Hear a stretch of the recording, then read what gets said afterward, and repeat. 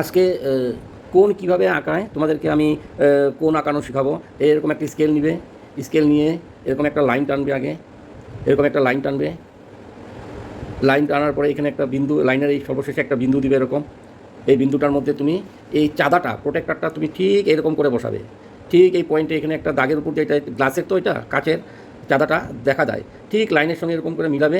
মিলিয়ে মনে করো তুমি এদিকটা, এখানে নিচের লাইনটা দেখবে 0, 10 ডিগ্রি, 20 ডিগ্রি, 30, 40, 50, 60 এরকম আছে। তুমি মনে করো 60 ডিগ্রি কোণ আঁকবে, তাহলে এখানে একদম সোজা এইভাবে লাইনের উপরে যায়, এখানে একটা বিন্দু দিবে, এখানে একটা বিন্দু দিবে। দেওয়ার পরে তুমি এটাকে উঠিয়ে দাও। উঠিয়ে দেওয়ার পরে এখন তুমি স্কেলটা নিয়ে ঠিক এখান থেকে এই পয়েন্টটার মধ্যে একটা লাইন টানবে। লাইন টানার পরে এটা তোমার অ্যাঙ্গেল এরকম একটা চাপ হাত দিয়ে আঁকবে। আঁকার পরে এখানে তোমার এটা হয়ে গেল 60 ডিগ্রি। এরকম করে এই জায়গাটায় লিখবে 60 ডিগ্রি। পেন্সিল ইউজ করবে, পেন্সিল দিয়ে লিখতে হয়। তারপরে তুমি এই অ্যাঙ্গেলটার একটা নাম দাও, মনে করো এটা এ, মনে করো এটা বি, মনে করো এটা সি। এইভাবে অ্যাঙ্গেল আঁকানো হয়। তাই অ্যাঙ্গেল এরকম করে আমরা লিখি A B C equal to কত ডিগ্রি হলো, 60 ডিগ্রি। কোণের একক হলো ডিগ্রি, আমরা ডিগ্রি হিসাবে লিখি। এটা এইভাবে লিখতে লাগে, কোণ হলে আমরা এইভাবে লিখি। এটা হলো আমরা চাঁদা দিয়ে করলাম, চাঁদা দিয়ে আমরা এইভাবে আঁকি। আমরা অন্যান্য আমরা 90 ডিগ্রি আঁকতে পারি, 180 ডিগ্রি আমরা স্কেল দিয়ে আঁকি, চাঁদা দিয়েও আঁকা যায়। তারপরে 120 ডিগ্রি, যে কোনো ডিগ্রি এখানে মেজারমেন্ট চাঁদার মধ্যে আসে।